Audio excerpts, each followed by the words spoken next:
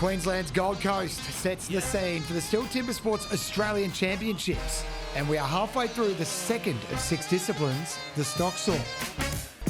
Stocksaw, some days you have good stocksaws, some days you have bad stocksaws.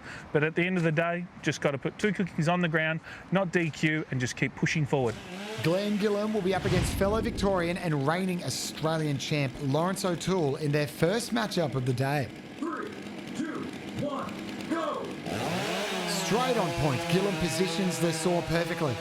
Both athletes will be looking to eclipse Mitch Argent's 12.55 time and keep their spots at the top of the leaderboard after this second discipline. And it looks like O'Toole will take the win, equaling Argent's 12.55 time. Unbelievable. I was really happy with that cut there in the Stocksaw. Sort of not as high as I wanted in the underhand, so I really had a bit of pressure on me there to make sure I went well. For current leader Braden Meyer, he will definitely have the runs on the board heading into the Stocksaw. Lillehammer, Norway, I was a stocksawer in the Australian team. I do enjoy the stocksaw. I think at the last couple of championships I've placed pretty high up in the stocksaw. Meyer will be looking to replicate his winning form in this second to last heat as he takes on Matt Gurr, who will push him all the way in his favoured discipline.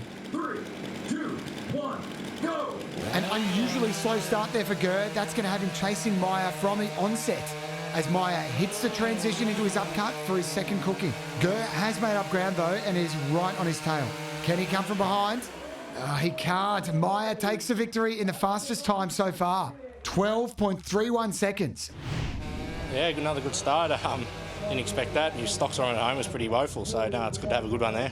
In the final Stocksaw heat, dual Australian champ Brad DeLosa is looking to jump out of the gate ahead of the pack. I really want to try and get a strong stocksaw on the board. If I can do that, it'll put me in pretty good stead to make that second round, and then I've got a few of my strength with the single buck and then hopefully the hot saw, and that I can build off that and get some very valuable points towards the end.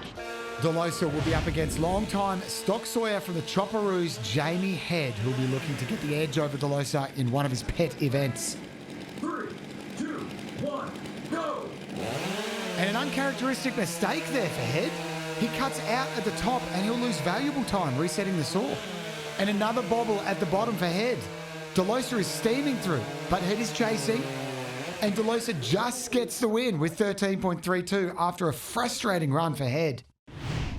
Yeah, I would like to get in the 12-second range there. It's put me down the board a little bit, but just got to really go for it in the stock saw. And I probably was a little bit light, a little bit tentative, and didn't quite put enough weight on the saw then. So I'll just have to make amends and try and get through the second round.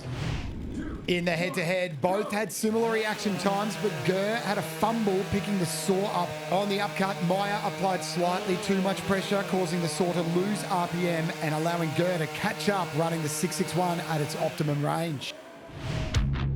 DeLosa finishes well down the order with Meyer, Gurr, O'Toole and Argent taking the top 4 spots and maximum points. Meyer's perfect start with 2 victories in 2 disciplines places him firmly at the top of the table.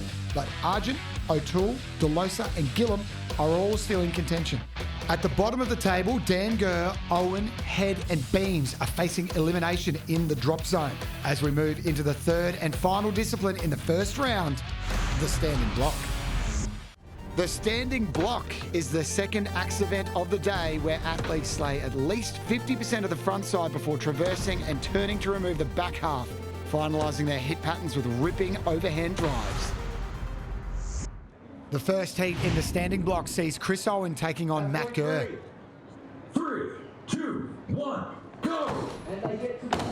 Both Gurr and Owen will be looking for fast and flawless runs in this heat. With Gurr in 7th place and Owen in 9th overall today, they'll need to be in the top 8 at the end of this round to avoid elimination and progress to round 2. They'll be looking for sub-18 times to stay clear of relegation. And Owen is home in 18.36, but will that be fast enough to save him today? Gurr home in 22.85, but that might not be enough to avoid the cut. The second heat sees Tasmanian young gun Dan Gurr take on Queenslander Brody Dingle. 3, 2, 1, go! Sitting with 12 points and in 6th position, Dingle will surely know the stakes heading into this heat. Sitting in 10th place overall with 10 points, Dan really has to lift his game if he's to progress to round 2. He'll be hoping he hasn't shortcut the front. But look at that, it's Dingle who's coming home strong. And he's done in 18.54 seconds. Gurr's axe, it sticks there, and that could spell the end for him in this year's championship.